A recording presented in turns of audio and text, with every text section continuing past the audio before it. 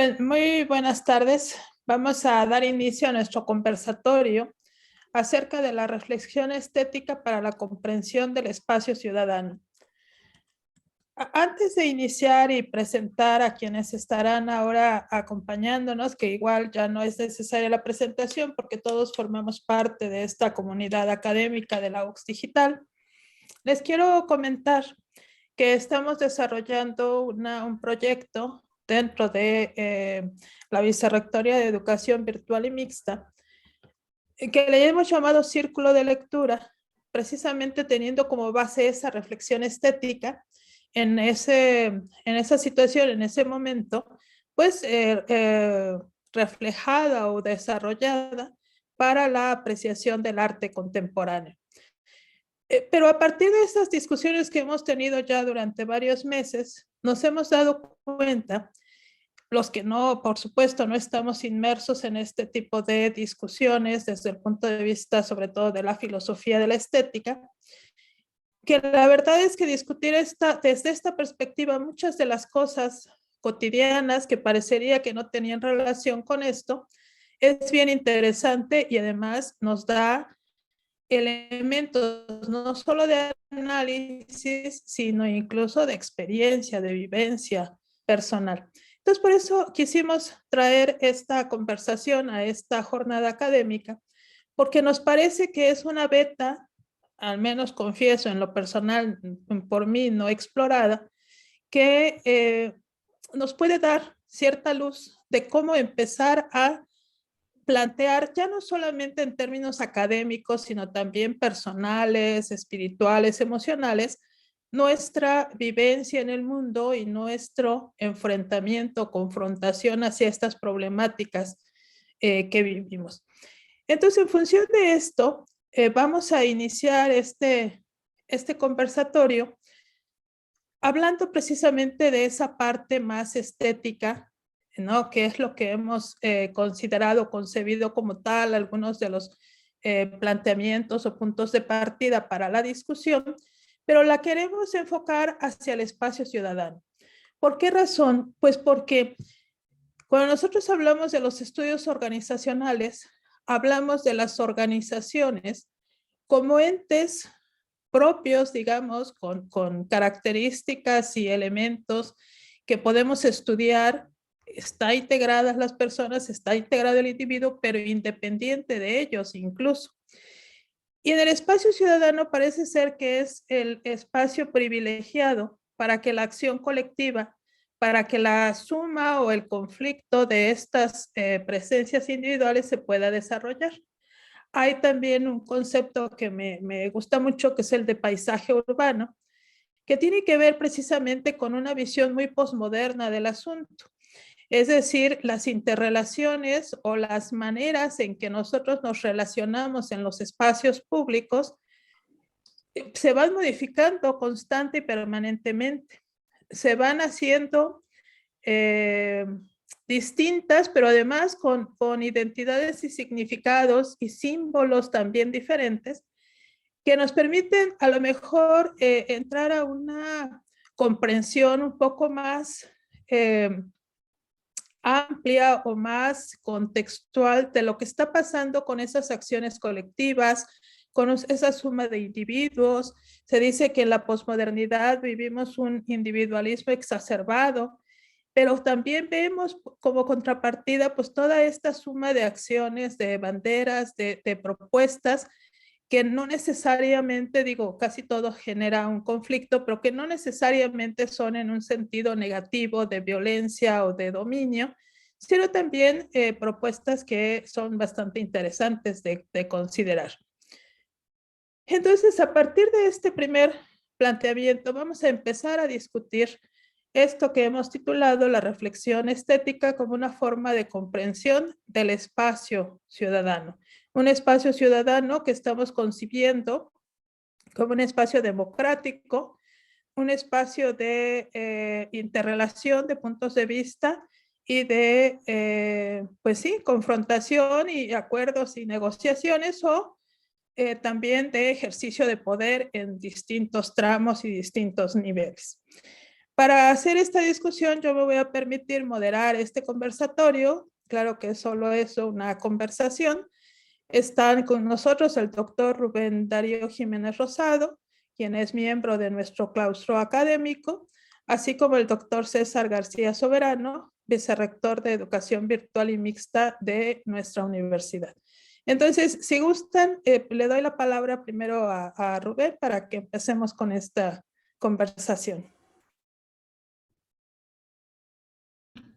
Pues bien, muchas gracias. Gracias por la invitación, por la consideración. A mí particularmente me da mucho placer hablar de estos temas. Siempre me han interesado. A mí me gustaría empezar reflexionando propiamente sobre la idea de paisaje urbano.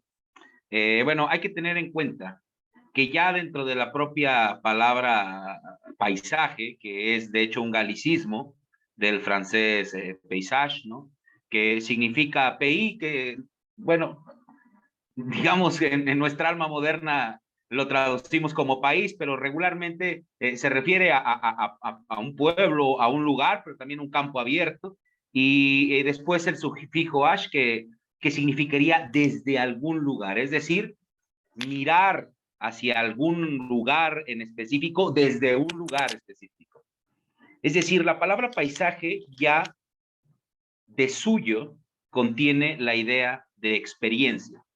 La palabra paisaje apunta ya, o es un concepto que apunta desde su consolidación y el uso que se hace particularmente, bueno, en los campos del urbanismo, de la arquitectura, pero pues también en el campo del arte, implica ya es un concepto, perdón, de naturaleza relacional, en donde para que exista un paisaje debe haber alguien que esté mirando ese paisaje, es decir, un punto de partida, un punto de vista. Y eso, digamos, que entronca de una manera de uno a uno, es decir, de una manera casi exacta con la propia idea de estética. La palabra estética, bueno, la estética es una rama de la filosofía, como lo sabemos. Bueno, es una rama del conocimiento humano, por decirlo de alguna manera, tradicionalmente asociada con la filosofía, porque es ahí donde más se ha reflexionado, que viene o que ha nacido al menos su formalismo en la tradición griega, y de quien quizás el texto, pues precisamente Aristóteles sobre la estética, viene a presentar la primera gran formalización, pero desde el punto de partida también la propiedad estética que deriva de stein, que quiere decir percepción, aquello que es asible a la experiencia, implica precisamente aquella disciplina que estudia la relación del humano con el mundo a partir de la experiencia. Ahora, esto implica, porque a mí me gustaría poner primero como este punto de partida, esto implica algo, una aclaración importante. Como resultado de la modernidad, ¿no? De la gran modernidad me refiero, ¿no? Ya, siglo XVI, siglo XVII, ahí siempre hay algunas dudas, ¿no? Si la modernidad empieza con Descartes, bueno, no importa eso aquí, pero con la modernidad asistimos, y particularmente a través de las propuestas de los empiristas, a una reducción de la idea de experiencia, para entender a la experiencia como esta experiencia sensorial perceptiva, en donde se operó también un retrotraimiento de la propia idea de percepción y de sensación.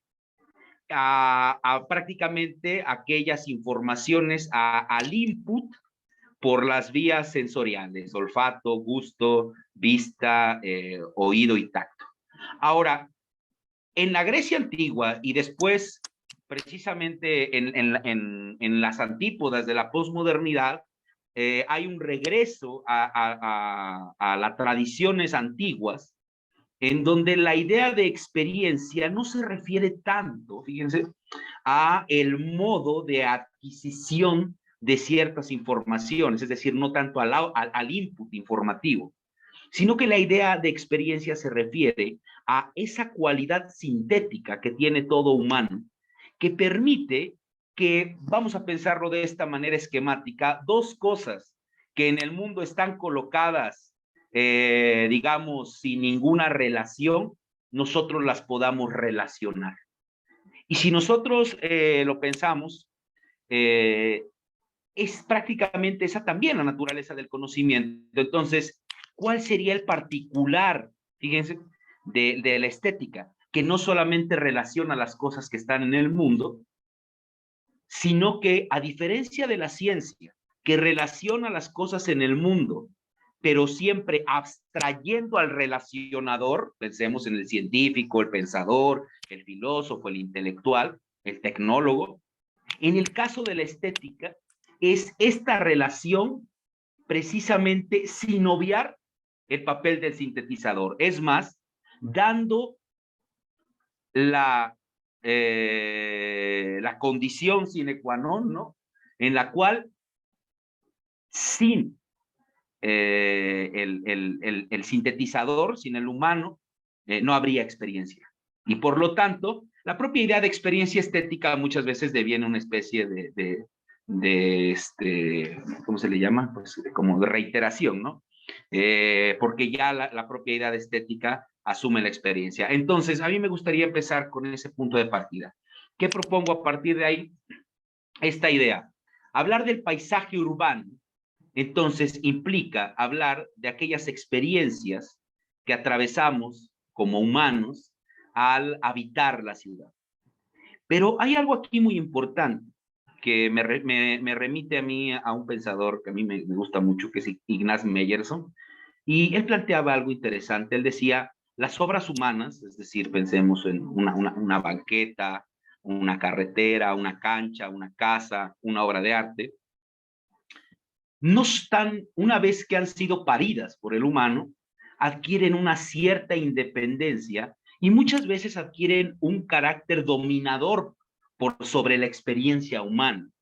Es decir, cuando nosotros producimos un artefacto, cuando producimos una obra, cuando producimos, como decía, una banqueta, una calle, una baldosa, etcétera, eso mismo que acabamos de producir deviene un factor de constreñimiento de nuestra propia experiencia, de modo tal que la experiencia que nos llevó a producir un determinado artefacto X,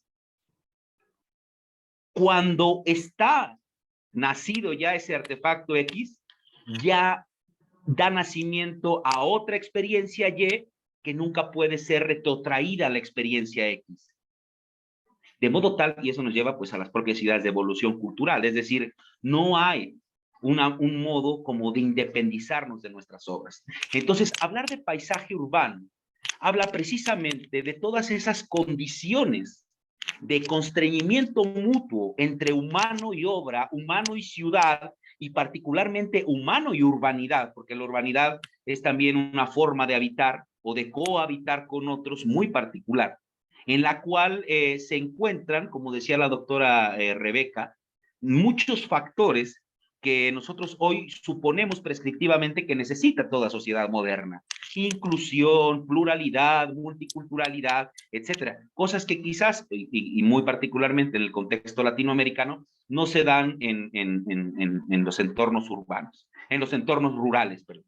Entonces, en ese sentido, y con esto cierro, la propia idea de paisaje urbano es ya de suyo, a mi parecer, una prima hermana o incluso una melliza de la estética o una aplicabilidad de la estética que tiene esta consideración de co-creación, vamos a decir, de simbiosis entre humano y obra, lo cual nos llama a pensar en experiencias cotidianas que tenemos en los entornos urbanos, pero de las cuales, bueno, ya hablaré más adelante. Con eso me gustaría empezar. Muchas gracias. Adelante, doctor César. Sí, gracias. Yo considero que tal vez otro concepto que debemos traer, ¿no? Obviamente, para seguir entendiendo esta idea del paisaje urbano, es la idea del espacio público, ¿sí? Es decir, la idea del espacio público nos da elementos sobre todo para, digamos, poner en la discusión a la estética, ¿no? Y voy a intentar explicarme aquí. La idea de espacio público, digamos que desde la idea kantiana y sobre todo de Hannah Arendt, ¿no? Requiere al menos dos elementos, ¿no? O de base dos elementos, lo que sería la palabra y lo que sería la acción. Pero digamos que estas se pueden dar independientemente, ¿no? O sea, la palabra por sí sola es una expresión y la acción por sí sola es un instrumentalismo, ¿no? Que se da. Pero ¿dónde se pueden juntar, ¿no? Tanto palabra como acción. Y sería en el espacio público. Lo que se plantea es que sea el espacio público. Pero ¿por qué, digamos, esta abstracción, ¿no? O por qué tener que pensarlo de esta forma? Porque ante lo que tú comentas, Rubén, es decir, esta modernidad, ¿no? que hoy vivimos, pero que sobre todo una de sus consecuencias es que nos volvió instrumentalistas finalistas, es decir, ¿no? Medios fines, en los cuales, digamos que la idea de valor es la idea que nos rige, ¿no? O sea, y es valiosa en tanto que logre el fin, y es valiosa en tanto que ese fin haya ocupado pues, el menor número de medios posibles para lograrlo. Y a partir de ahí empezamos a reproducir, ¿no? Una idea de reproducción, con lo cual, eh, digamos que el primer elemento para poder crear un espacio público es dar una alternativa a ese juicio de valor que se tiene, donde digamos que el gran concepto que está ahí es el concepto de tradición. Porque el concepto de tradición se vuelve precisamente el ladrillo, ¿no? El pilar, ¿no? Para la construcción del mundo. Porque esta tradición lo que hace es conectar lo que está en el pasado, ¿no? Con nuestro presente. Sucede que en este espacio público se ha visto enormemente influenciado por esta idea instrumentalista finalista, con lo cual el concepto de valor es el concepto que cobra sentido, pero se vuelve hoy en día un elemento que empieza a zanjar, que empieza a hacer una dificultad para construir un espacio público donde sobre todo se dé el concepto del pluralismo. Porque el espacio público necesita de manera irrestricta, ¿no? Un pluralismo donde en para que sea un espacio público, pues entremos, ¿no? Todas estas visiones, ¿no? Y que no necesariamente van a alinearse con un concepto de valor. Y aquí es donde entra, ¿no? La idea de política, ¿no? ¿Por qué? Porque quiero explicar esta parte, es decir, la idea de política en el espacio público se asocia a las ideas de tradición, y las ideas de tradición son normalmente ideas positivas, ¿no? ¿Qué quiero decir con ideas positivas?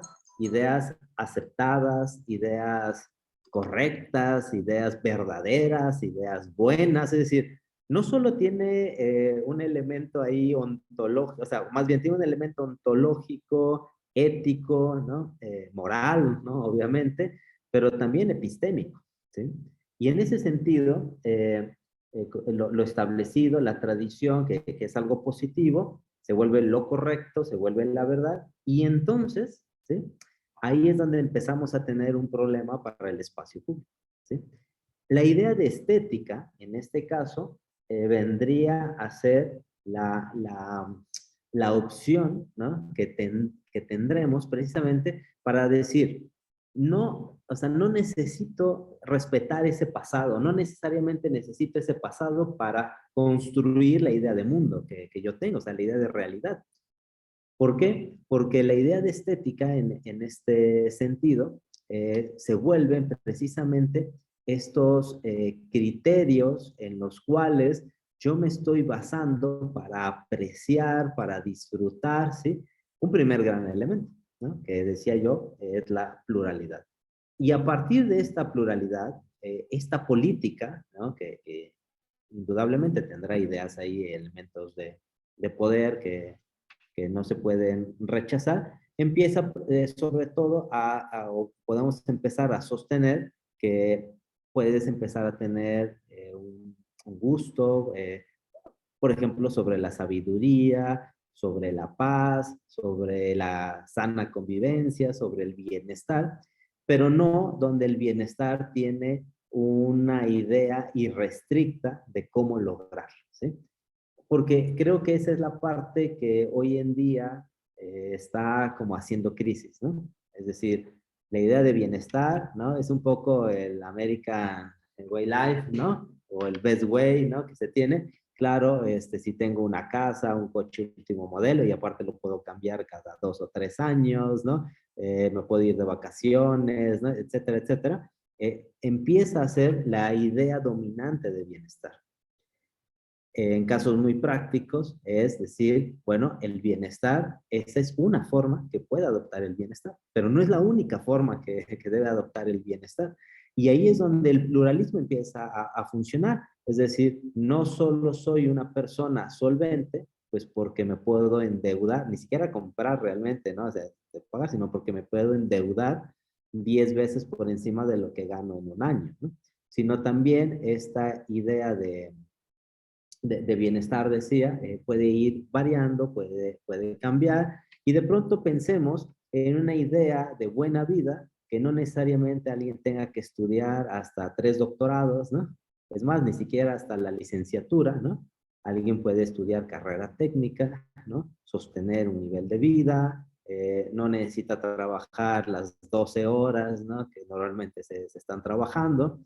¿Por qué? Porque, digamos, ese concepto de buena vida, que es tener el máximo grado de estudios, y no digo que esté mal, obviamente, ¿no? Simplemente digo que el pluralismo empieza a abrir esas posibilidades sobre los criterios, ¿sí?, que consideramos de el mejor camino, ¿no?, para lograr estas, digamos, estas situaciones, ¿no?, estas grandes formas, ¿no?, del espacio público a partir, pues, de modelos ya, digamos, ya establecidos o preestablecidos, ¿no? Entonces, dejaría aquí esta primera participación estableciendo que sí, o sea, me parece muy bien que el paisaje, me parece un concepto correcto, porque podemos tener diferentes paisajes, ¿no? El gran aportación de la palabra, ¿no?, del concepto o del constructo conceptual paisaje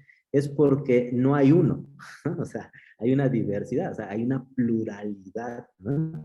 Y para mí es importante el espacio público, entendido precisamente como la pluralidad de decir, no hay una sola forma o una forma concebida de cómo alcanzar estos, pues, ideales, ¿no? O grandes mitos, ¿no?, en los cuales debemos construir el espacio público. Y esto nos lleva muy bien a empezar a plantear algunos elementos. Por un lado, la estética, como esa experiencia relacional situada, la estamos situando en un espacio público, en un espacio ciudadano, precisamente porque consideramos que ahí es donde se exacerba y se manifiesta de manera muy importante. Pero además, el situar esa experiencia también viene dada por estos, voy a poner entre comillas, valores que comentaban. Esos valores, digamos que eran muy rígidos y cerrados hasta hace un siglo y medio aproximadamente, pero a partir de ahí se empiezan a fragmentar, se empiezan a fracturar, empieza a haber discursos contestatarios, empieza, y hoy más a raíz de los derechos humanos hay algo bien curioso. Se empieza a aceptar ese pluralismo, se empieza a desarrollar esa visión de todos debemos convivir de la mejor manera posible porque todos tenemos los mismos derechos y las mismas prerrogativas ante el Estado, ante las instituciones. Y se asume la pluralidad y se acepta la pluralidad. El problema es que ni se asume ni se acepta y que luego en los espacios públicos empezamos a encontrar esas manifestaciones de valores que aparentemente eran concebidos como universales y que hoy sabemos que no lo son. Ese espacio público nos manifiesta también la exclusión y la marginación que se sufre cuando no coincidimos con esos valores previos y preestablecidos. Y entonces aquí aparece esta pluralidad, sí, pero unida, ligada al conflicto. Y entonces pluralidad y conflicto se vuelven como la manera de relacionarnos en estos espacios ciudadanos. Y entonces ahí empieza a haber un montón de reflexiones que podemos plantear, pero ahí también se da esa experiencia estética que nosotros podemos vivir, que podemos observar y que podemos estudiar ya digamos, en una línea muy seria de investigación, podríamos estar planteando todos estos elementos. Otra cosa que aparece y que creo que sigue apareciendo en esa visión estética es la aspiración al goce, al disfrute, al placer, en el sentido de que, lo digo totalmente libre de prejuicios, hasta el dolor en ocasiones es una experiencia placentera, estética, y entonces hay momentos en los cuales asumimos que la estética tiene que ver con lo bello, con lo clásico, con lo tradicional, y no es así, sino que hay muchas otras formas y maneras de plantearlo. Y me parece, y con esto voy a cerrar este comentario para que ustedes puedan hablar, que una de las vivencias más importantes hoy en día dentro de esos espacios ciudadanos es la posibilidad de expresarnos, la posibilidad de decir yo soy, yo pienso, yo creo en tales o cuales cosas independientemente de los estereotipos que se hayan preestablecido. Entonces, Rubén, si quieres continuar. Sí, bueno, como usted decía, y creo que ese sería algo que a mí me gustaría mucho decir. Las valoraciones estéticas siempre son colindantes con las valoraciones morales. Podríamos decir que hay incluso un asobronamiento. Muchas veces lo que nos parece malo nos parece también feo, o lo que nos parece feo nos parece tendiente a lo malo. Lo vemos, por ejemplo, en los juicios estéticos que tenemos de la otredad, ¿no? Por ejemplo, hoy en día, cuando dentro de las caravanas de migrantes, veía yo hace unas semanas dentro de este colectivo de ultraderecha llamado Frena, que ven hacia ellos una amenaza, pero cuando uno se da cuenta de la estética, digamos, la experiencia que ellos tienen de esto, en sus valoraciones está entremezclado. Hay descripciones sumamente despectivas con respecto a las características físicas y hábitos de los migrantes, que van acompañado de un miedo, un terror a la invasión y a todo eso, ¿no? Que regularmente acompaña todo discurso conservador. Esa colindancia nos ha hecho, yo creo, que, como decía el doctor César, mejor expulsemos del debate político, del espacio público, a la dimensión estética, le demos entrada a una dimensión moral que además, como ahora decía la doctora Rebeca, una dimensión moral que asumimos que es universal, y a veces sí también le damos entrada a valores estéticos que creemos que son universales. Ahorita pondré algunos ejemplos, pero no lo aceptamos de lleno porque pensamos que en el acuerdo racional podríamos llegar a tener éxito obviando esto otro. ¿Cuál es el gran problema con esto? Que ningún acuerdo racional per se puede alcanzar el nivel de compromiso que alcanza precisamente una relación estética con cualquier evento o proceso. Me refiero a lo siguiente, pensemos en esto. Vamos a pensar que este fuera un país vamos a pensar que este es el país de la época del cine de oro mexicano, ¿no? Que este es el país de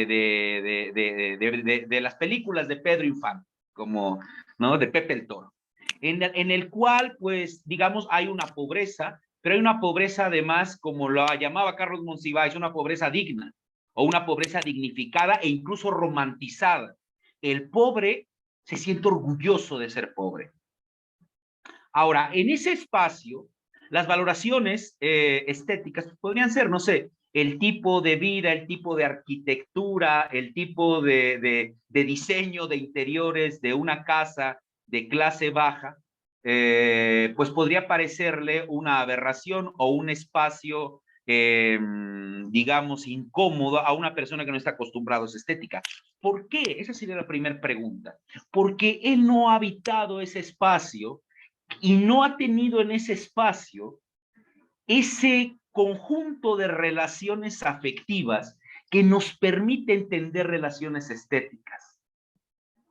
Es decir, no han gozado quizás de, no sé, las tardes, no estaban pensando en aquella época, ¿no? Las tardes jugando fútbol en el barrio y ese tipo de cuestiones. Por eso pienso en aquel momento porque, ojo, lo digo en aquel y no en este, porque en este momento le agregamos un factor, que la pobreza no solo no está dignificada, la pobreza está asociada hoy en día a la criminalidad, la pobreza hoy en día está asociada a prácticamente la decadencia valorativa. Desafortunadamente, no digo, es decir, esto lo digo descriptivamente, no es que yo lo suponga de ninguna manera, de hecho me parece aberrante que lo veamos así, ¿no? Ahora, esta dualidad en la cual yo racionalmente puedo entender, y para apuntar al pluralismo, en la cual yo racionalmente puedo entender la diferencia, pero estéticamente no puedo entenderla, es el común denominador. Y lo vemos recién ayer, ¿no? Dicen las autoridades de Qatar, vamos a permitir que vengan homosexuales y gente de la disidencia sexual, bueno, ellos no lo llaman así, ¿verdad? Ellos lo llamaron así tal cual, homosexuales, al mundial. Nosotros somos respetuosos de otras costumbres, pero siempre que esté ese pero, ya uno debe empezar a sospechar de esa supuesta inclusión, tolerancia o pluralismo, ¿no? Pero lo que no vamos a permitir de ninguna manera es que aquí haya expresiones inmorales. Ahora, esto es bien interesante porque esta dualidad, es decir, racionalmente y uno lo escucha así, yo no tengo problema con que haya diferencias sexuales, simplemente que no lo hagan frente a mí. Y este tipo de cuestiones nos dicen, bueno, ¿cómo tendríamos que pensar la idea de pluralismo para poder pensar que el espacio es de todos? Porque tal como decía el doctor César, la idea de paisaje implica el punto de vista e implica que estando, vamos a ponerlo a modo casi estructural, de fórmula, estando dos personas en el mismo espacio, por condición de subjetivación, no podemos tener la misma experiencia. Es decir, no podemos estar ante el mismo paisaje. Y esto tiene mucho que ver con lo que decía hacia el final la doctora Rebeca. No es lo mismo escuchar una canción de José Alfredo Jiménez, una mañana cualquiera, de un día cualquiera, en el cual efectivamente, pues a lo mejor estamos contentos, a escuchar una canción de José Alfredo Jiménez, después de haber terminado con una pareja de muchos años y acompañado de algunos tequilas y unos amigos.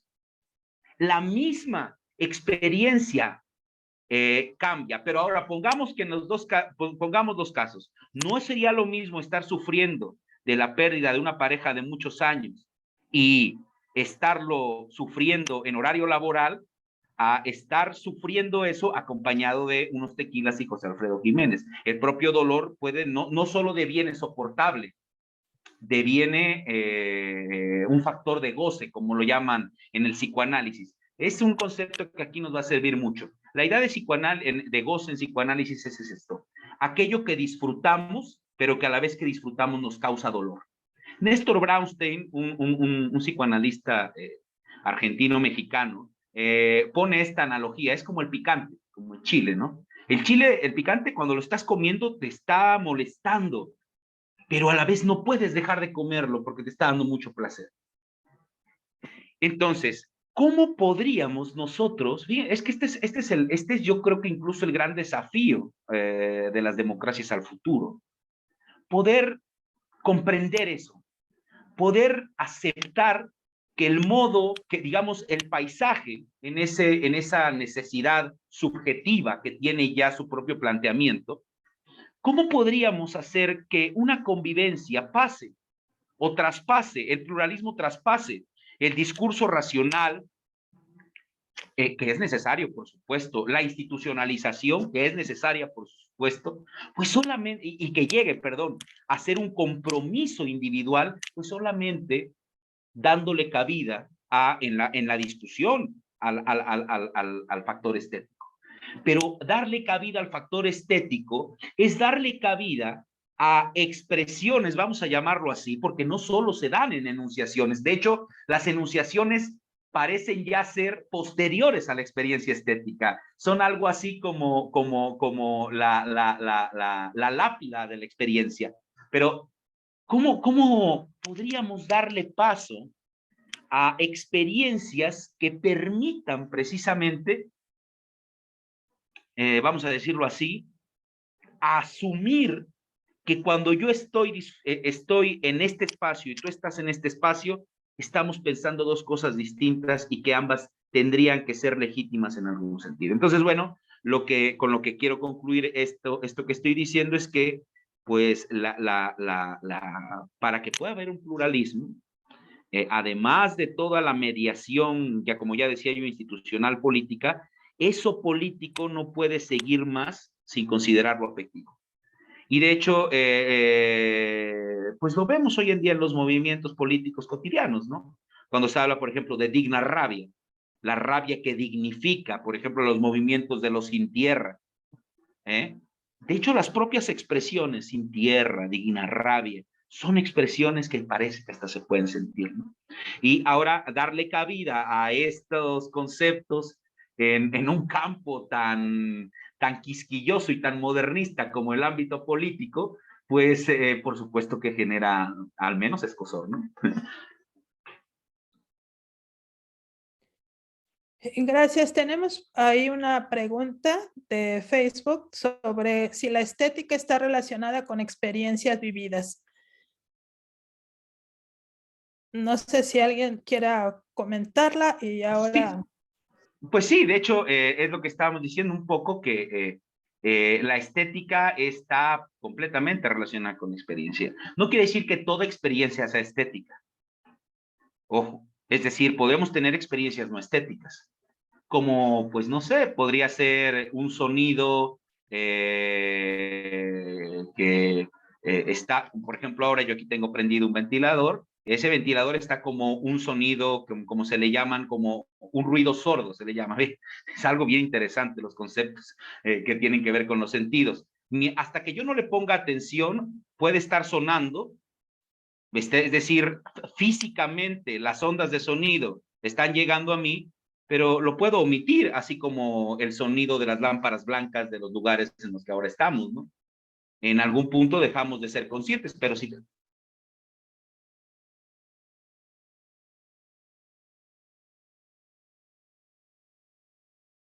Creo que se congeló, ¿verdad? Ahí el doctor. Sí, ahí perdimos. Ahorita debe volver a... Ya no Bueno, te escuchamos. sí, Hago un comentario para darte la palabra, que cuando hablamos de pluralismo y conflicto, y ya entrando a esta idea del conflicto, pues la parte del diálogo, la negociación es fundamental. Pero a mí me parece que lo fundamental es el lenguaje. O sea, sí podemos dialogar y negociar, pero cuando podemos entendernos, cuando podemos estar en situaciones no de acuerdo, sino más bien en una posibilidad de comunicación que no siempre se da, ¿no? Y por eso los conflictos se exacerban indefinidamente. Perdón, Rubén, es que te congelaste, pero vamos a darle la palabra a César y ahorita seguimos. no, que termine el doctor Rubén para que cierre esa idea. No, pues no, bueno, nada más eso, ¿no? Perdón, sí, como que se quedó congelado. Lo único que decía era esto: se puede hablar de estética, es decir, se puede hablar de términos como belleza, fealdad, repugnancia, inmensidad, arrobamiento, conceptos estéticos, y no implicar la experiencia, como durante mucho tiempo se habló de la estética. Por eso la estética, como decía la doctora Rebeca hacia el principio, por eso la estética muchas veces tenía que ver con estos grandes conceptos y tendría que ver a veces hasta con una disciplina un tanto bizantina, un tanto innecesaria. Pues, ¿por qué? Pues porque tenía que ver con lo etéreo, lo bello, lo magnífico, lo siniestro. Pero ahora, a partir de la posmodernidad y en todos los contextos filosóficos, se habla de estética siempre asumiendo que lo que tenemos en los discursos sobre la estética son puntos de vista, es decir, experiencias estéticas, que por lo demás no son superiores la una de la otra. Pueden ser más informadas, pueden ser más nutridas o pueden ser más explicitadas, eso es parte del debate de hoy en día, pero no superiores. Es decir, a nivel estético no es superior la experiencia que podría tener un músico experimentado y estudiado de una sinfónica, no sé, ¿no? Que una persona que no tenga ningún tipo de estudios. No existe cabida para ese tipo de cuestiones. Entonces, sí, claro, lo tiene que ver todo con la experiencia, ¿no? Eso sería. Gracias, adelante. Sí, pues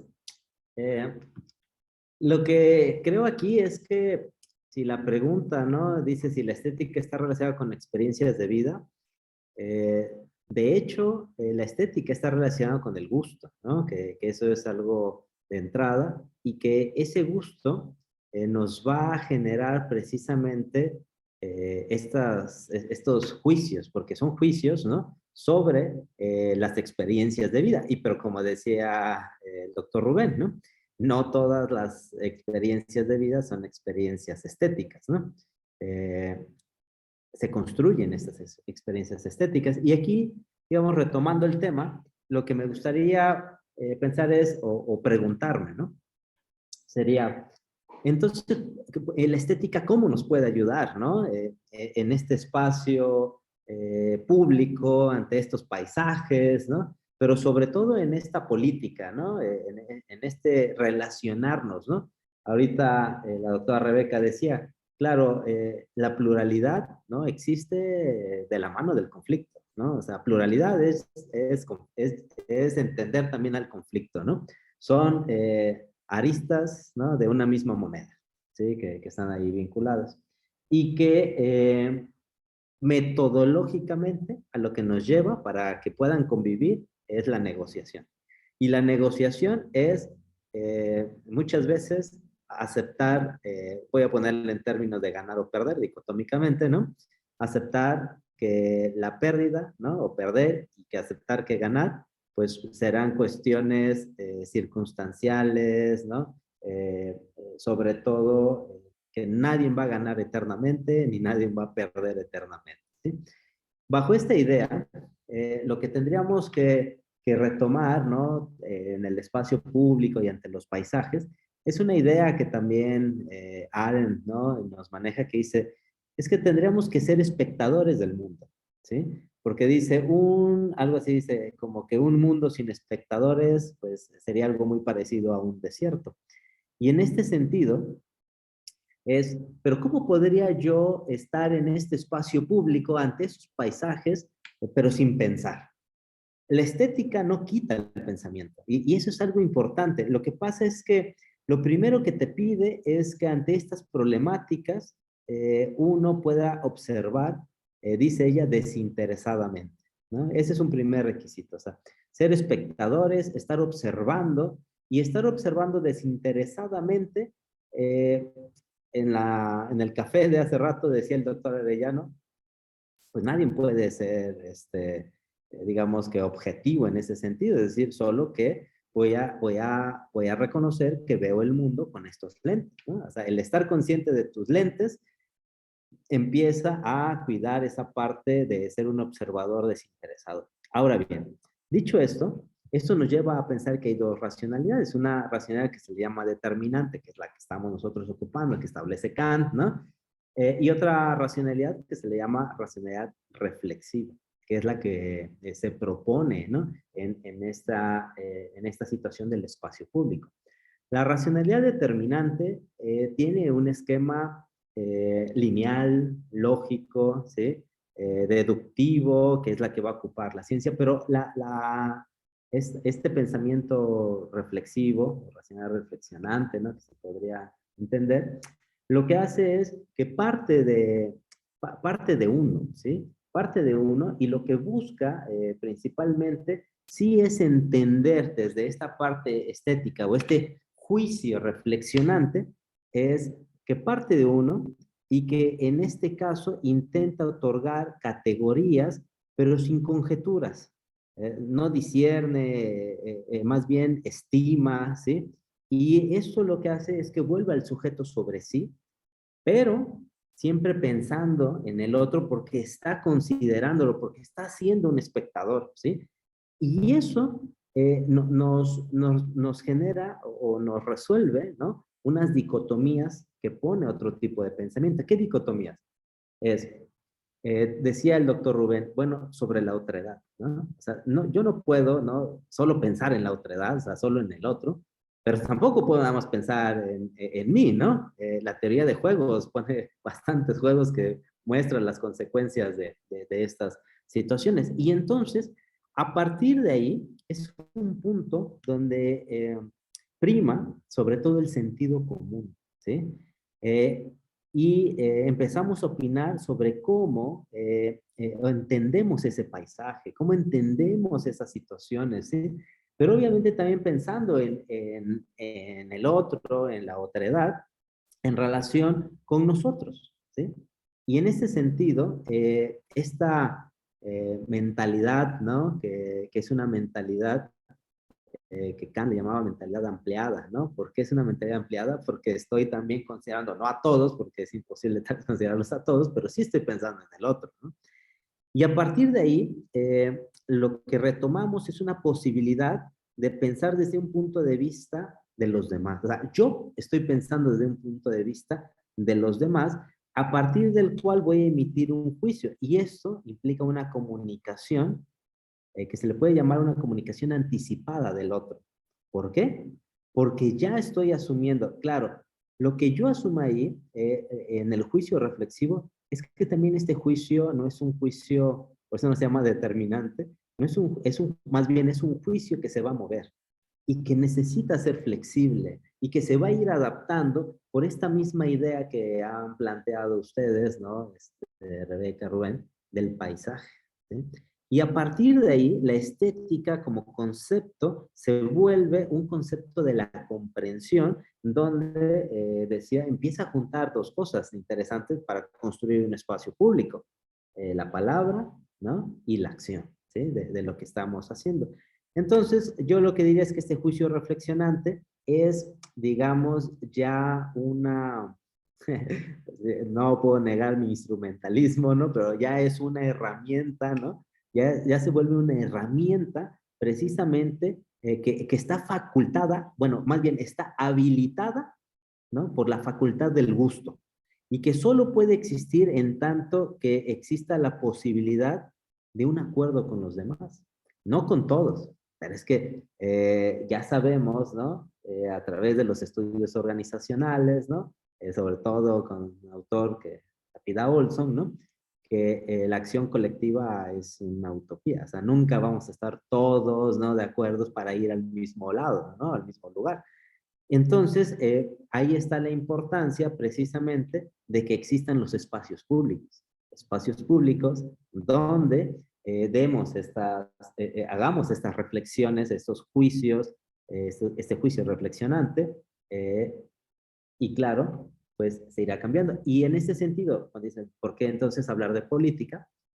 Porque en ese sentido, la idea de poder, que es la que yo planteaba en mi primera intervención, entonces se vuelve una idea, digamos, con mayor espacio, ¿no? Donde hay más actores, y esa es la definición en sí, la definición geográfica de espacio público, ¿no? Adelante. Bueno, aquí me quiero recuperar algunos elementos. Hablar de estética, decía al principio Rubén, significa también en esa experiencia relacional situar al sujeto y concebir al sujeto que es que vive esa experiencia y se relaciona con personas, objetos, paisajes naturales, físicos. Y eso es bien interesante porque es un giro importante que tenemos que tener en cuenta. Y entonces la relación entre los sujetos se plantea una relación o debería plantearse una relación de igual a igual, una relación en donde es de ida y vuelta, ¿no? En donde digo, pienso, propongo, pero también el otro tiene esa capacidad y esa posibilidad. Algo que, por cierto, les hace mucha falta a todas nuestras autoridades, en donde parecería que ellos son, pues, el director, según ellos, ¿no? El director de orquesta que está totalmente, y ni siquiera el director de orquesta, el productor, ¿no? El que está totalmente fuera y con todas las cartas en la mano. Pero me parece que ahí en ese planteamiento, y aunque ya se decía, la estética no son juicios morales o no debería implicar esos juicios morales, a mí me parece que cuando hablamos de espacios públicos sí tiene un alto contenido ético. Y ese alto contenido ético es algo que tenemos que tener en cuenta en escenarios como los que nosotros aspiramos, ¿no? Democracia, respeto, igualdad, pluralismo, pero pluralismo incluyente, pluralismo que permita ese disenso y que no, sin embargo, pueda seguir caminando. Entonces, aquí me gustaría que pensáramos un poco en esta parte de la democracia participativa, en estos escenarios y en estos ámbitos, muchas veces urbanos, no necesariamente, pueden ser también espacios rurales, pero es que es en donde se da o la toma de decisiones o el ejercicio del poder de manera institucionalizada. Y entonces, hablemos ahora de si no de acción colectiva, sí, de percepciones, experiencias y propuestas desde el ciudadano y concepto que hoy está tan en boga, que es la democracia participativa y que a veces me parece que tiene mucho que ver más con discursos vacíos que con acciones concretas. Entonces, Rubén, si quieres continuar. Sí, efectivamente, para llegar ahorita a esta parte propositiva, quiero retomar un último asunto de esto que decía ahora César, el doctor César, ¿no? Efectivamente, la acción colectiva o el acuerdo total es algo imposible, ¿no? Es decir, digamos que una de las ideas más desafiantes del occidente que ha conformado, no del occidente presente, sino de todo el occidente que ha decantado acá, pues es aquella que está plasmada en el Evangelio de Mateo y en el de Lucas, como una de las enseñanzas del Nazareno, que es precisamente ama a tus enemigos, ¿no? Y es que esto es sumamente desafiante, porque además dice, amar al amigo nada de virtuoso tiene. Y claro, la virtud, la ética, es decir, precisamente la enseñanza, cuando uno ve lo que pasó a lo largo de la historia en torno a esa enseñanza, pues decimos, ching, ¿no? Si ha habido algo que no hemos seguido de todas las enseñanzas de esas que iniciaron hace ya casi 2000 años, ¿no? Pues digamos, ese ha sido el que más ha faltado. Ahora, hoy en día, y aquí me remito, por ejemplo, pues precisamente al libro del doctor César sobre cooperación, donde hay una parte importante, donde planteas precisamente que cooperación, para que haya cooperación y que además desde una perspectiva evolutiva, evolucionista, para que haya cooperación debe haber empatía. Ahora, la empatía es precisamente la secularización de ese requisito de ese requisito virtuoso que tanto le ha interesado a Occidente. Porque empathos, sentir con el otro, sentir en el lugar del otro. Ahora, como desafío es terrible, porque precisamente en una otredad radicalizada, como podría ser empatiza con el narcotraficante, empatiza con el secuestrador, se nos pone sumamente difícil. Y entonces reculamos un poquito, ¿verdad? Siguiendo a esta figura, ¿no? Y decimos, bueno, no, yo empatizo con mi cercano, empatizo con mi compadre, con mi amigo, con mi colega, que ahora, ¿cómo podemos, para ir a esta parte, que es lo que importa, cómo podríamos nosotros? Y aquí es donde la parte que podríamos llamar se ha consolidado históricamente, se ha tejido de relación entre estética y arte, adquiere sentido, precisamente a través de la intervención del espacio. Y de la intervención que hoy en día no solo la tenemos de tipo artístico, o podría ser siempre artística, pero es que tenemos muchos problemas con el concepto de arte nosotros, ¿no? Nosotros en general, digo, la humanidad no tenemos muy claro a veces qué es, qué otra cosa, y todas las cuestiones de mercantilidad y demás, a veces nubilan mucho, pero podríamos sacarlo, podríamos decir lo siguiente, no solo arte, o no solo la parte apreciativa, creativa del arte, sino la parte que tiene que ver con el diseño y la prescripción. El arte, y esa es la gran, digamos, la gran revolución del arte moderno, no implica una objetividad, como si la quería implicar, por ejemplo, el naturalismo o el expresionismo dentro de las artes plásticas, por ejemplo, sino que precisamente cuando, por ejemplo, Goya pinta a Saturno devorando a sus hijos, una pintura por lo demás, además, estremecedora, nosotros no vemos ahí de ninguna manera una mera descripción de lo que es un mito, ¿no? Saturno y su relación con Cronos, devorando a su hijo, el tiempo, los humanos sacrificados en el tiempo. Pero cuando la vemos plasmada en el arte, cuando vemos ese Cronos con unos ojos completamente desorbitados y enloquecidos, desgarrando un cuerpo humano que no tiene cabeza ya, y ensangrentado, esa expresión del tiempo, que teóricamente nos podría parecer muy a la discusión kantiana, ya que César lo trajo a colación, ¿no? Esta discusión del tiempo como forma de la interioridad. El tiempo ha salido de sus goznes, nos dice en la crítica de la razón pura. Aquí deviene algo experiencial. Y cuando uno ve a las, por ejemplo, en esa sección, ¿no? Está en el Museo del Prado, me parece esa obra, ¿no? Pues eventualmente hay gente que no logra verla. O sea, es decir, no puede verla, estéticamente le es imposible, como muchas cosas no son imposibles de mirar. ¿Qué quiere decir esto?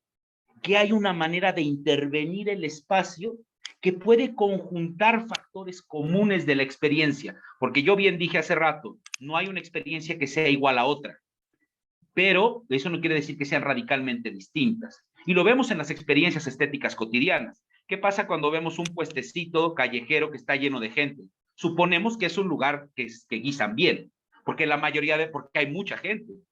Y es efectivamente regular, a veces no es así, pero es que aquí hay dos factores. Y ahora sí, vuelvo a la pregunta de Facebook, ¿no? En filosofía ninguna pregunta es reiterativa, ¿no? Todas las preguntas siempre nos están interpelando en todo momento. Tiene que ver con las experiencias de vida, claro. Es decir, que yo, por ejemplo, pueda apreciar, no sé, un platillo de un restaurante con una estrella Michelin, como casi todos los humanos lo pudiéramos hacer, es bien cierto. Pero habrá algunos que no porque tengan otras tradiciones, es decir, que tienen que ver con sus experiencias de vida. Pero pensemos en la contracara. ¿Cuántas personas no hay, por ejemplo, que toda su vida, bueno, yo es que recuerdo, ¿no? El caso de un intelectual particular que gustaba mucho de la leche, pero solo servía en su vaso de leche un poco así de leche y el resto de agua.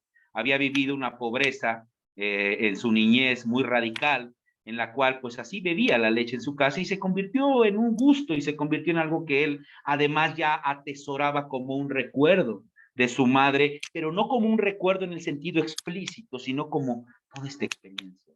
Y entonces cuando nosotros nos enfrentamos en el espacio público a las experiencias estéticas, acudimos desde estas dos facetas. Ahora sí, estoy diciendo muchas cosas, pero ahora sí, a lo que voy es a esto.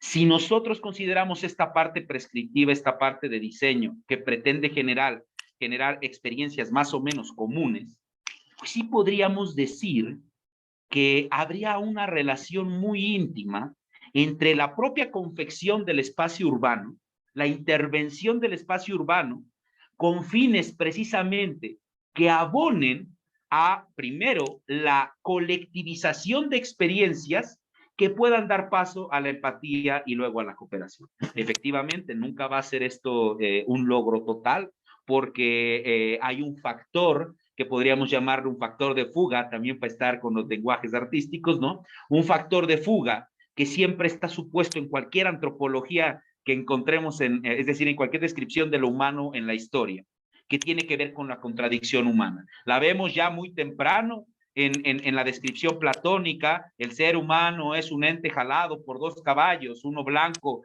que gira, que va a la virtud y uno negro que va hacia el vicio. Lo vemos en la carta a los romanos, ¿no? ¿Por qué tiendo a hacer aquello que no debo? ¿Por qué tengo un alma que le cuesta tanto trabajo hacer lo bueno? Y después lo vamos a ver en toda la explosión brutal teórica de lo que Paul Ricoeur llamaba la escuela de la sospecha. Freud, dudando precisamente de la propia legitimidad de la racionalidad y la conciencia. Marx, dudando de la idea de convivencia de clases y de la idea de que hubiera una libertad individual. Y por supuesto, del otro lado, Nietzsche, dudando de las diferencias morales entre lo bueno y lo malo, que además los tres son un coletazo del gran cambio o giro copernicano que implicó el darwinismo, es decir, darnos cuenta que no somos, el mundo no está hecho para nosotros, somos uno más de las especies, que además estamos emparentados con los más repulsivos seres en esta tierra. Entonces, desde esa postura, el arte, en esta faceta de diseño y prescriptiva, puede llevarnos a espacios que generen experiencias comunes que permitan acuerdos, que permitan la empatía, pero ahora no se puede.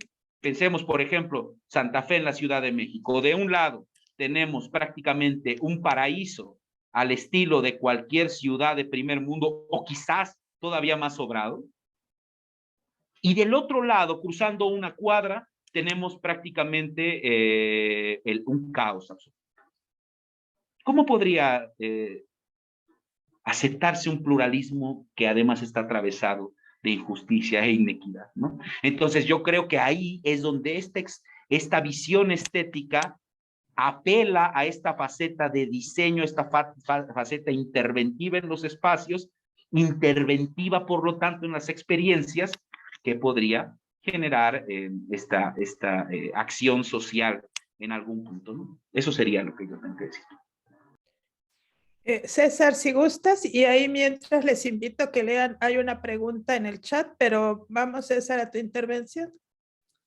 Sí, pues atendiendo aquí a la pregunta de Luis, ¿no? Bueno, yo más bien lo que podría decir es que la estética, número uno, más que de la percepción, parte del gusto y parte de un sentido común, que es lo que estamos hablando, y que en mi punto de vista, apoyando, ¿no?, la idea de Arendt, debe surgir de manera desinteresada, ¿no? La idea de desinteresada, ¿no? Parte, y con eso podría aportar a la respuesta, parte no de un juicio determinista o racionalista, sino de un juicio reflexivo, ¿sí? En el que se va a desarrollar. Por lo tanto, sí, el pluralismo, pues sí, no solo de un sistema de ideas, ¿no?, sino de un sistema de actores, ¿no? O sea, que está ahí y que entonces van a entrar en conflicto, pero ese conflicto no entendido de manera negativa, ¿no?, sino precisamente que la convivencia de esa pluralidad, pues, genera diferencias, ¿no? Y en esas diferencias es donde se va a generar la otredad, ¿no? Otredad que es importante para el espacio público de lo que se están haciendo, ¿no? Dice, de los grupos sociales no debe hacer prejuicios. Bueno, la verdad es que, pues, todo esto, aparte de prejuicios, ¿no?, los vamos a tener porque es difícil, ¿no? Yo hace rato decía, ¿no?, ¿cómo podríamos pensar algo sin el pasado? Pues una de las propuestas es piénsalo desde el gusto, desde el momento en el que tú lo estás sintiendo, y por eso se vuelve una reflexión estética, ¿no?, de lo que están haciendo. Pero tal vez es difícil sostener que si prejuicio entendido, ¿no?, como pues ya ciertas situaciones previas que te han pasado, ¿no?, y que te van obviamente determinando, poco más en la línea del constructivismo, ¿no?, en este sentido. Y el poder, pues no, más bien hay que tener el poder ahí como un elemento clave, porque el poder es precisamente dar la discusión política de lo que vas a tener. Lo que pasa es que en el juicio estético acepta que va a haber un grupo que va a imponer su voluntad, su gusto, ¿no?, por así llamarlo, ¿no?, su criterio. Pero el juicio estético no busca anular la otredad, no busca anular lo que está pensando los otros grupos. busca siempre decir, claro, yo lo logré imponer, pero lo sigo discutiendo y lo sigo planteando y te sigo escuchando, porque hace rato decías de la reflexión estética.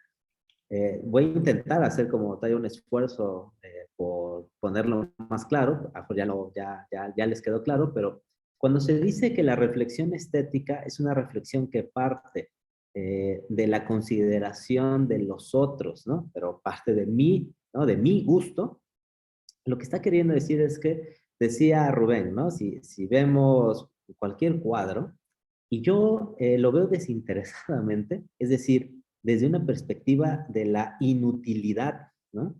Es decir, que no hay una relación instrumental. Es decir, no quiero quedar bien con nadie, no estoy diciendo, claro, por pararme frente al cuadro ya soy un intelectual o una persona que sabe de arte, ¿no? En ese sentido de inutilidad, ¿no? Y yo me paro frente al cuadro y en este cuadro lo que me genera es precisamente una decisión, es decir, este cuadro no me gusta, ¿sí? O este cuadro me gusta, pero lo estoy expresando, se lo expreso a Rubén, donde está Rubén y donde está Rebeca, le dicen que este cuadro no me gusta, oye, pero este cuadro es hermoso, ¿no? O este cuadro tiene, pues, la vanguardia, ¿no? Pues sí, pero miren, es que a mí no me gusta porque es una pintura muy oscura, ¿no? Digamos, la sangre la veo tan real que no, pues no, o sea, me da miedo tal vez, ¿no? En este sentido, y a lo mejor en ese momento de situaciones de poder, pues no pueden ¿no? decir, bueno, pues nadie te va a obligar a que sí te guste. Ahí se da un momento estético, o sea, un juicio estético. O sea, el juicio estético por eso se recomienda para el espacio público. Y porque tiene política, ¿sí? O sea, sí tiene política lo que está buscando, porque estamos intentando, ¿sí? Que nuestro criterio sea el que domine, pero la única diferencia, y que no es poca, es que, ¿te acuerdas lo que decía al principio? ¿No? Palabra y acción, o sea, lo estoy comunicando, no me lo estoy quedando, lo estoy comunicando. Y cada vez que cambie, te voy a decir, oye Rubén, oye Rebeca, ¿saben qué? Ya vi que sí me gusta. Ah, pero ¿cómo pasó eso? No, pues me di cuenta de X o Y situación. Y lo sigo comunicando, ¿sí? Entonces, esa sería como esta denominación de lo que estábamos hablando. Y para abonar un poco, ¿no? En lo que estaba diciendo, es que a mí me parece, Rubén, que de lo que estabas comentando, pues hay una relevancia, ¿no? Sustantiva en tanto lo que hace rato mencionaba Rebeca, que sería la comunicación. Es que la comunicación, aquí, por lo que le contestaba a Luis, juega un papel importante. O sea, una estética sin comunicación parece que no lograría ser la estética, es decir, un cuadro, ¿no? Que se queda en el sótano, ¿no? Una figura de arte que se queda en el taller, ¿no? Que se queda tapada, ¿no? O qué te gusta, ¿no? Cuando todo el arte griego, ¿no? Se le quitaron o se le taparon los genitales, ¿no? Es decir, no encuentra sentido, ¿no? Eso por un lado. Por otro lado, creo que aquí lo que tiene una relevancia, ¿no? Es la relación que precisamente se da a partir de estas situaciones, ¿no? Que fundamentan el actuar político. Porque lo que no podemos olvidar del espacio público, ¿no? En estos paisajes, es el actuar político. Porque yo considero, y lo hemos discutido en otros momentos, que debilitar a la sociedad civil ha sido porque se le ha enseñado, o se nos ha enseñado, que los políticos son los del partido político, ¿no? Y que nosotros no tendremos que hablar de política, ¿no? Y el arte creo que, o sea, la parte estética no renuncia a ello, ¿no? Y no tiene por qué renunciar a ello. Y por otro lado, ¿por qué? Y te voy a decir por qué. Porque tiene la facultad de ponerse en el lugar del otro. Tú le llamabas empatía, ¿no? Y entonces, el arte, por lo que decía, ¿no? Yo al momento en ver la pintura y decir, esa pintura me gusta o no me gusta, estoy pensando inmediatamente en el otro, porque la pintura no la hice yo, ¿sí? Cuando veo el arte, cuando veo ese paisaje, y el decir, eso me parece muy bien, cuando yo digo, voy a una ciudad y digo, oye, pero qué ciudad tan bonita, qué ordenada está, qué limpia, o al revés, ¿no? O sea, lo que estoy haciendo es, definitivamente, me estoy poniendo en el lugar del otro porque estoy considerando las acciones, ¿no? que están haciendo. Pero tampoco, o más bien, ¿no? Eso implica, por la acción de comunicar, la posibilidad de escuchar, ¿no?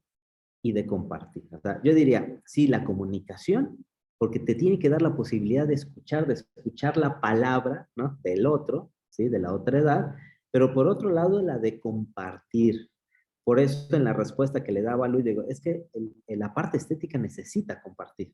De hecho, nosotros tenemos, ¿no? Pues obviamente, unas sesiones de estética y lo que hacemos más en la estética, o más como el psicoanálisis, ¿no, Rubén? O sea, es compartir lo que estamos pensando y lo que creemos sin,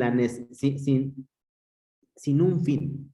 O sea, no tengo el fin de convencerte a ti, Rubén, ¿no? No tengo el fin de yo cambiar necesariamente, no tengo el fin de parecer como el más culto, ¿no? Del grupo. Entonces, ahí es este concepto, ¿no? Del espectador, ¿no? Del observador, ¿sí? Que tanto necesita el mundo. Y para ir cerrando esta participación, hay, digamos, en esta experiencia, porque es bien interesante entender esta experiencia del juicio estético, hay una frase, ¿no? que está de Cicerón, es que no me acuerdo ahorita, no la puedo citar literal porque no me acuerdo, pero dice, yo prefiero estar equivocado con Platón, o sea, estar con Platón, aunque esté yo equivocado, a tener la razón con sus detractores, ¿no? Y eso, yo digo que es una cuestión de gusto, netamente, ¿no?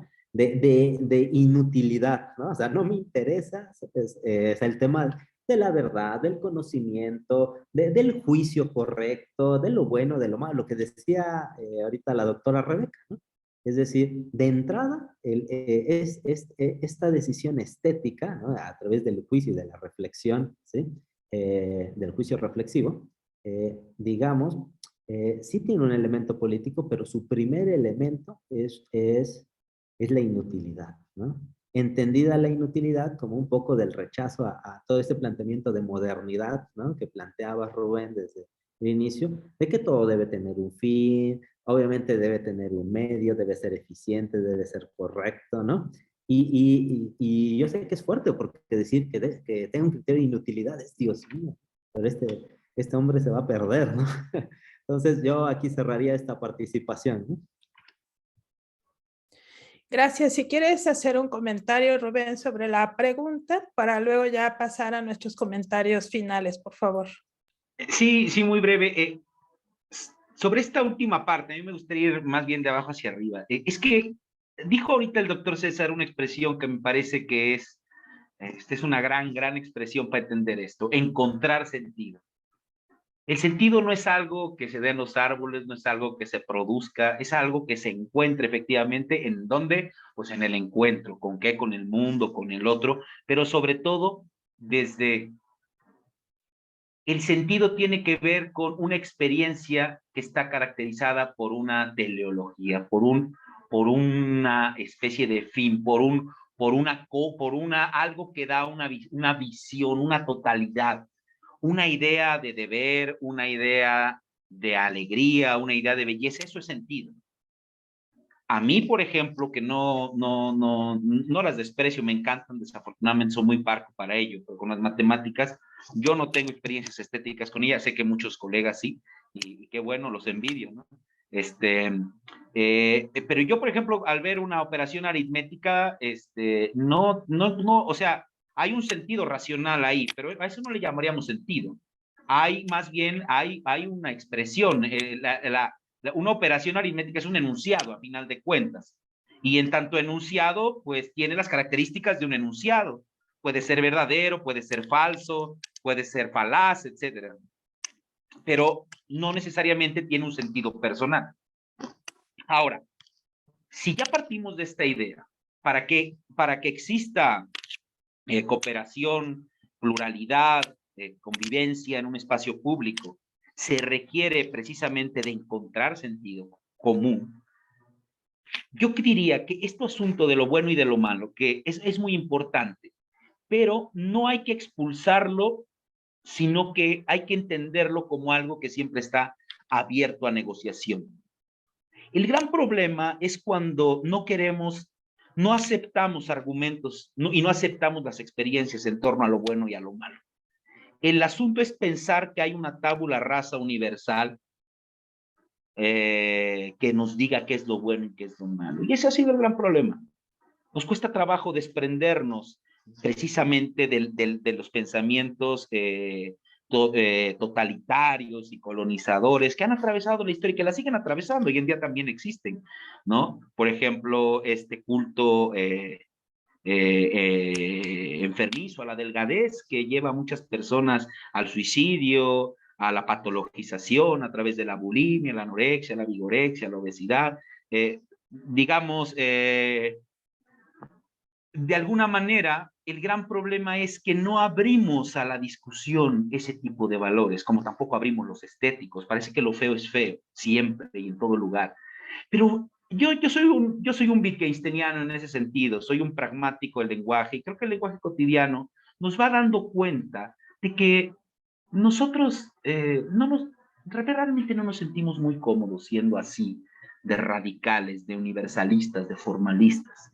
Lo digo, ¿por qué lo digo de esta manera? Recuerdo una expresión muy común ahora en las redes sociales, que ya la tenemos desde hace varios años en el español: gusto culposo. No sé, ¿no? Yo soy un académico, pero no sé. Mi gusto culposo es el reggaetón, vamos a pensar algo así. La propia idea de gusto culposo, uno dice, bueno, ¿por qué habría culpa? Ah, porque estoy contrastando este gusto con un referente de utilidad, como decía el doctor César. ¿En qué sentido de utilidad? Por ejemplo, de pertenencia a un colectivo que yo, porque además siempre es desde mi propia perspectiva también, y es ahí donde están las paradojas de este asunto, de lo que yo considero que por pertenecer a ese colectivo deberían ser mis experiencias. El gran problema con eso es que constantemente nos estamos traicionando, constantemente estamos domándonos y constantemente estamos abandonando aquello que nos llama desde adentro, que nos conecta desde la entraña, precisamente por el criterio normativo externo. No es un asunto ni aceptar o expulsar lo bueno, lo malo, lo bello, lo feo, o lo útil o lo inútil, sino ponerlos a discusión. Pero no solo a discusión en el sentido retórico. Quiero entender aquí la palabra discusión en el sentido más socrático. Si uno voltea a ver al Sócrates que nos dibujó el gran Platón, y con esto termino, uno verá que el doctor, el maestro, el gran maestro Sócrates, ante todo, sabía que esto de poner en discusión significaba muchas cosas. ¿Qué podía significar? Pararse en la plaza pública a increpar a los que van pasando, pararse por ahí en un foro e increpar a una multitud, acostarse en unas literas acompañados de sus efebos y tomando vino para debatir sobre el amor, conviviendo y compartiendo en la guerra. Es decir, poner en discusión, poner en comunicación, poner en convivencia, significa eso. Definamos a partir de nuestra relación qué es lo bueno, qué es lo malo. Ahora, claro, no voy a ser un idealista ni un existencialista antropológico. Creo, por supuesto, que hay un marco normativo, un marco de legalidad y un marco de institucionalidad que nos debe regular hasta dónde podemos llegar en ese límite.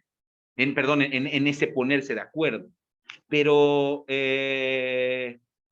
pues ya visto así, pues uno podría decir, si uno voltea a ver a las leyes, es que también hay amplias posibilidades del acuerdo. Es decir, son muy pocas cosas las que quedan fuera, al menos, claro, en los estados modernos que han estado legislando en las últimas décadas e institucionalizándose así esta multiculturalidad y pluralidad social. Y entonces, en ese sentido, bueno, ese sería el punto en el que topamos, pero ese punto es el punto precisamente del contrato social. Es decir, ese punto nosotros también lo pusimos. O sea, nosotros lo pusimos que en otros momentos o en otras culturas en este momento, lo que aquí podría parecernos, por ejemplo, inconcebible e inaceptable bajo ningún término, al menos a nivel formal, como podría ser el asesinato, puede ser en otros sistemas de gobierno, como podrían ser los califatos extremistas en Medio Oriente que seguían por una aplicación de una interpretación particular de la Sharia, que la propia tortura y el asesinato no solo no estén prohibidos en algún sentido, pero que en algún sentido ese mismo acto pueda tener un valor pedagógico y normativo para la sociedad, ¿no? Cuando cortar la mano en la plaza pública, decapitar, etcétera. Es decir, yo creo, y con esto termino, el gran problema es que le negamos tanto por el miedo que nos despertamos a nosotros mismos, nos hace lamer mucho las cadenas y nos hace pensar que si abrimos las cuestiones, abramos esto de lo bello y démonos cuenta que en el fondo hay veces cosas que vemos bella que nadie ve bella. Y a mí me parece más lamentable tener que renunciar a eso. Eso sería peor a por miedo, mejor quedarse, vamos a decirlo así, viviendo en la formalidad, renunciando a toda posible subjetividad y como humanos esforzándonos, claro, destinados siempre al fracaso y a la desolación y a la muerte blanca, como la llamaban los románticos, pues por el simple y sencillo hecho de que nos da miedo experimentar, ¿no? Nos da miedo la experiencia. Eso sería de mi parte. Bien, pues bueno, invito a todos los que estamos ahora reunidos a empezar a disfrutar y a vivir esas experiencias estéticas de una manera, digamos, abierta, sin pensar en el juicio de los demás y aquello que les cause goce, placer, bueno, pues vivirlo efectivamente, sin abusos, eso sí. Bueno, vamos a cerrar y les voy a pedir hoy a nuestros, no son invitados, pero bueno, a nuestros participantes, que muy brevemente y de la manera más simple que puedan, le puedan decir a nuestro público el porqué de la reflexión estética en estas discusiones sobre espacio ciudadano, sobre paisaje urbano, cómo esa reflexión estética, ya en síntesis, nos puede ser útil para estas discusiones. Entonces, si quiere César empezar. Hay una pregunta, ¿no? También ahí de Elizabeth, ¿no? Pregunta precisamente sobre si el espacio público es entonces el espacio público donde se consolida la manifestación física de la libertad, ¿no? Pues yo creo que vas, doctor Rubén, ¿no? Esa es tuya, vaya esa pregunta. Ya después sí que doy una opinión, ¿no? Bueno, a ver, el encuentro por excelencia, ¿no? Ajá. Bueno, Elizabeth, bueno, es que aquí está el concepto de territorialidad, ¿no? El concepto de territorialización. Permíteme retomarlo desde la visión de Deleuze y de Guattari, ¿no? Regularmente sucede lo siguiente, los espacios ya están siempre territorializados, vamos a decirlo de alguna manera.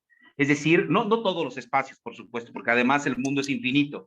A nivel de experiencia, el mundo es infinito. Infinito en espacio e infinito en temporalidades. Porque aquello que está, no por el hecho de estar se vuelve motivo de experiencia, ¿no? Sino hasta que está en el encuentro. Entonces, aquello que muchas veces permite el encuentro normado de nuestras sociedades, en las cuales nuestras vidas regularmente transitan en espacios muy reducidos, tienen la peculiaridad que casi siempre todos los espacios ya están territorializados, es decir, están normativizados, tienen una función social, tienen una función religiosa, tienen muchas funciones.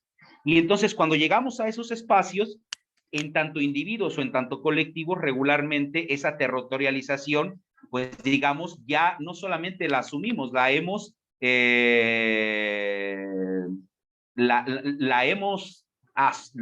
la hemos habitado tan bien que llegamos ahí y la reproducimos. Ahora, cierto es precisamente que muchas veces el espacio público, tal como dice Hannah Arendt, nos ayuda a escapar de esta territorialización y a construir otras subjetividades. Y esto tiene una arista buena, bueno, una arista loable, como una arista un tanto cuestionable. Pero no por eso hay que negarlo, simplemente lo digo como ejemplo. Es decir, la irrupción de un grupo armado en un territorio sacramental, en un espacio sacramentalizado, como podría ser un templo, para aniquilar, es decir, está haciendo una desterritorialización. En el lenguaje de Deleuze y Guattari, este comando armado entrando ahí funciona como un flujo que no puede ser territorializado, digamos, ni a nivel real, pues porque el propio tiempo no lo dejaría, porque la propia, vamos a decirlo así, la imperiosa necesidad de lo real estaría cancelando cualquier posibilidad de evitar esa desterritorialización, pero también esa desterritorialización no permitiría, por supuesto, ninguna construcción de subjetividad. Pues está aniquilando ya no la subjetividad, sino la condición de posibilidad de subjetividad, que sería la vida. Ahora, pero sí habría otra manera de salir de la territorialidad, que es, creo, a lo que se refiere al, que tendría que ver, pues, con muchas, vamos a pensar en algo que sucedía en el espacio público que les preocupaba mucho a los modernos tardíos, que es la masa.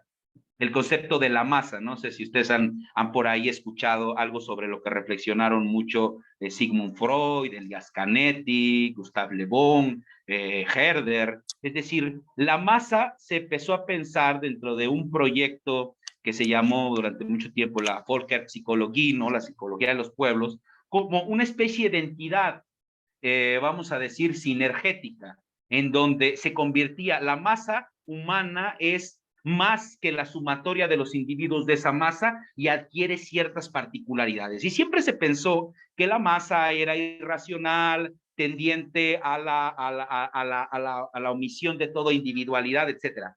Pero ha sido también la masa la que permite esta construcción de otras subjetividades. Por ejemplo, en el caso de las revoluciones, particularmente las revoluciones de abajo hacia arriba, como podría ser la Revolución Mexicana, la Revolución Cubana, la Revolución Bolchevique, en donde precisamente esta masa deviene un flujo que desterritorializa aquello que se veía como sujeto. Vamos a pensar el sujeto previo a la Revolución Mexicana, es decir, un sujeto, digamos, que no tiene posibilidades de tener tierra, que no tiene posibilidades de ningún tipo de libertad, que está de alguna manera esclavizado con sus patrones, etcétera. Entonces, la masa ahí, este encuentro público va a servir para desterritorializar y con eso construye una nueva subjetividad.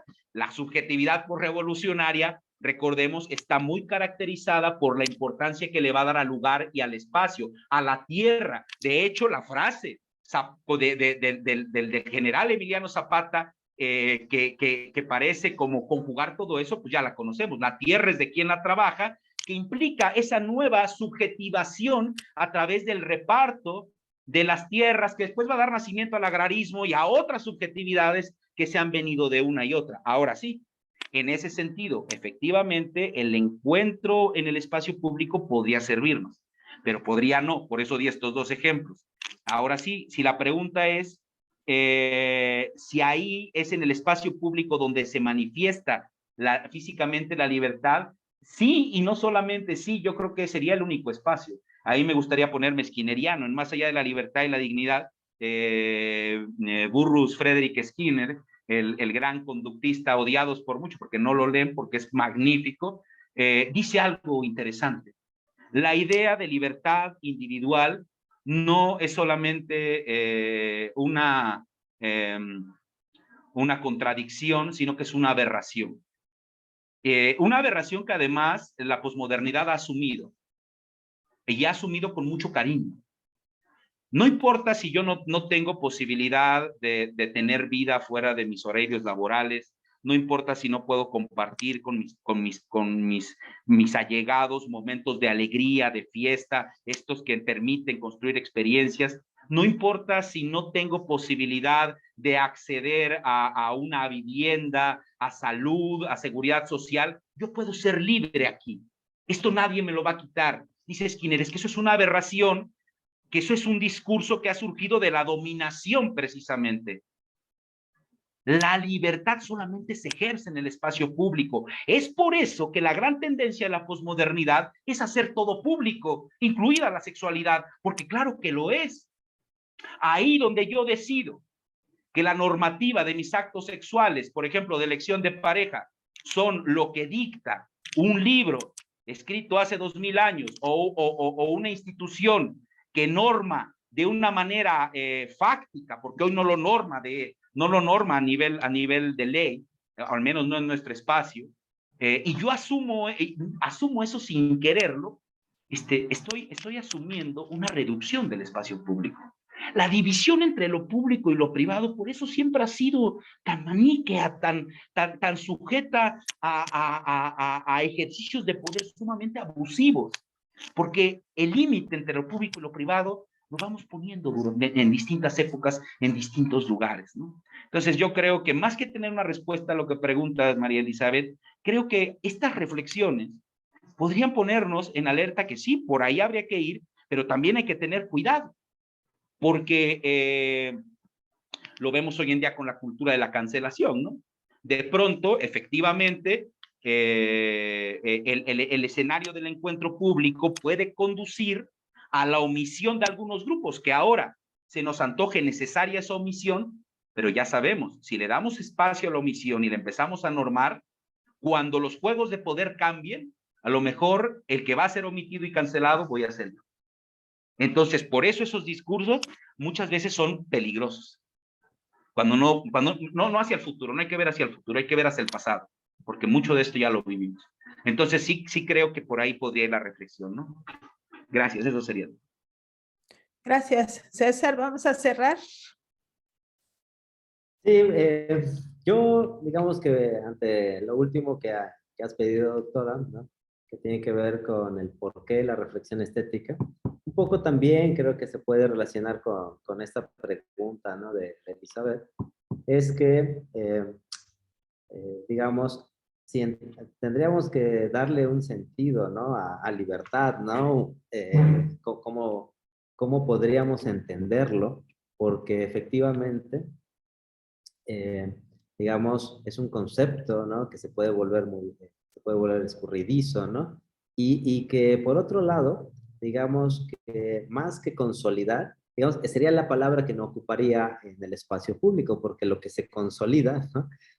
Decía yo al principio, es lo que se vuelve lo positivo, lo correcto, ¿no? Y en este sentido, pues generaría unos problemas. Yo pensaría aquí, y por qué reflexionar, ¿no? sobre lo estético, es porque si entendemos en este caso que tenemos un espacio público que nos va a posibilitar tener miradas desinteresadas, es decir, ser espectadores, ¿no? Ser observadores, ¿no?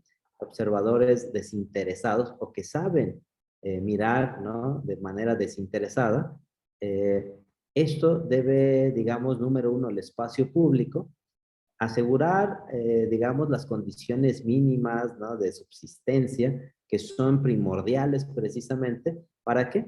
Para que en este caso, y aquí viene el porqué de la reflexión estética, en este caso pueda olvidarse de sí mismo. O sea, olvidarse de sí mismo, ¿para qué? Para que en este esfuerzo que está haciendo, que decíamos que es el juicio reflexivo, ¿sí?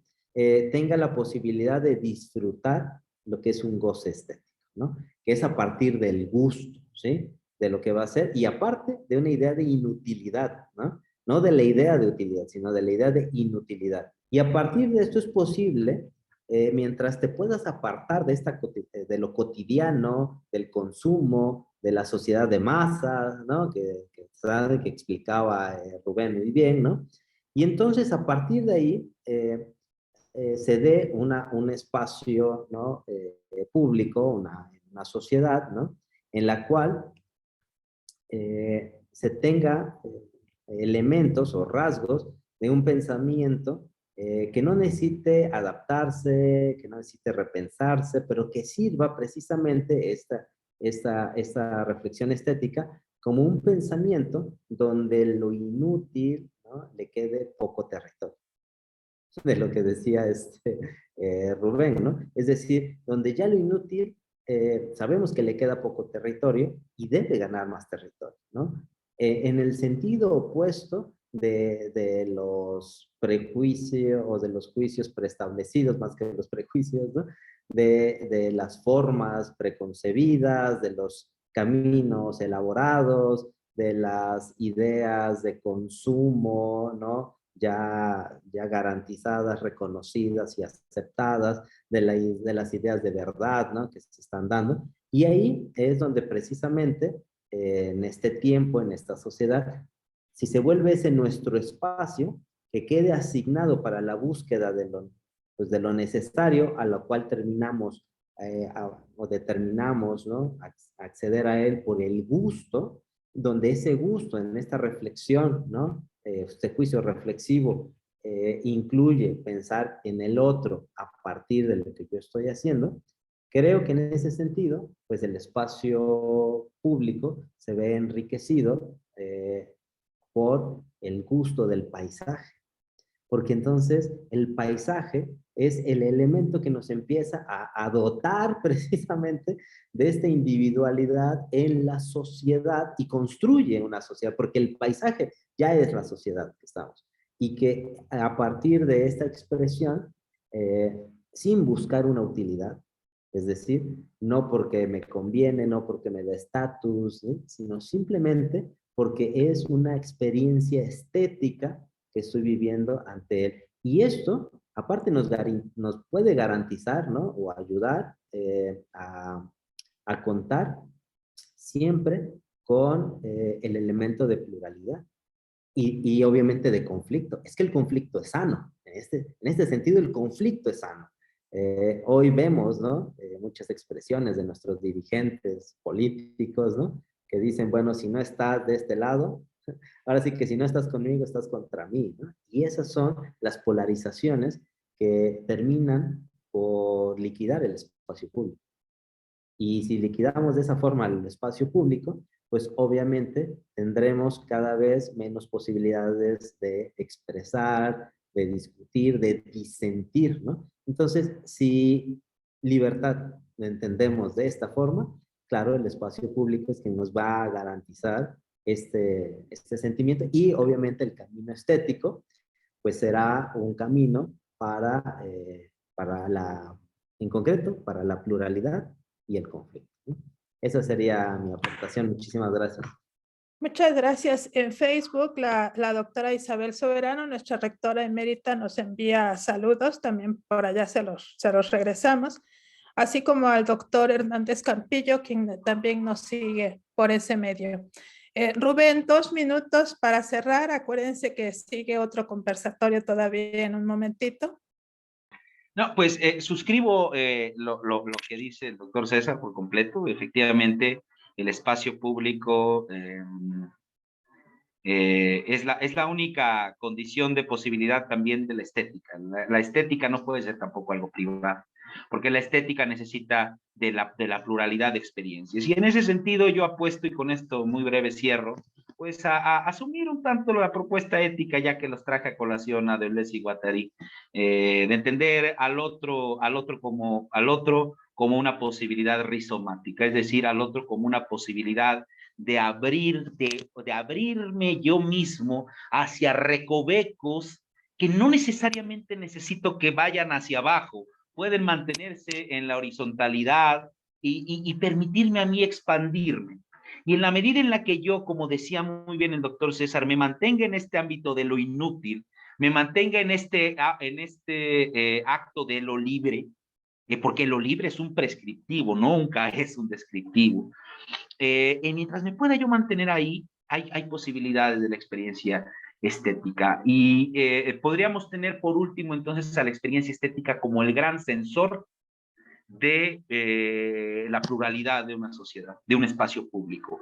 Ahí donde la mayoría o un gran número, en el ideal todos, podemos estar teniendo paisajes que nos sean agradables, agenciantes, disfrutables o cualquier cuestión, pues podríamos decir que hay éxito. Donde no, donde eso se cancela, donde esta posibilidad queda ablactada, pues entonces sabremos que ese espacio ya no es público, que ahí estamos tendiendo al totalitarismo, que ahí estamos tendiendo a la dominación, y bueno, entonces la estética ya pierde aquí un espacio o su carácter como de un asunto académico para devenir una faceta de la existencia y una faceta muy importante que se convierte en el termómetro de nuestra empatía, cooperación y colectividad. Muchas gracias.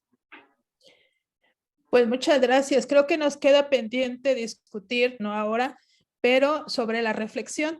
Nos falta profundizar más en esta idea porque la estética, sí, entendida como percepción, no basta para todo lo que hemos comentado, sino va unida de esa reflexión. Entonces, muchas gracias. Creo que lo hemos disfrutado mucho y pues los invitamos a seguir con nosotros en nuestra jornada académica. Agradezco, por supuesto, a nuestros participantes y los esperamos en un momentito más a nuestro siguiente conversatorio de las organizaciones a debate. Y el día de mañana, que tenemos también varias actividades que les estamos haciendo llegar en nuestro programa. Ahí nos acaban de poner la página para que la sigan. Mañana empezamos a las 10 de la mañana. Muchas gracias. Buenas tardes. Saludos a todos. Gracias.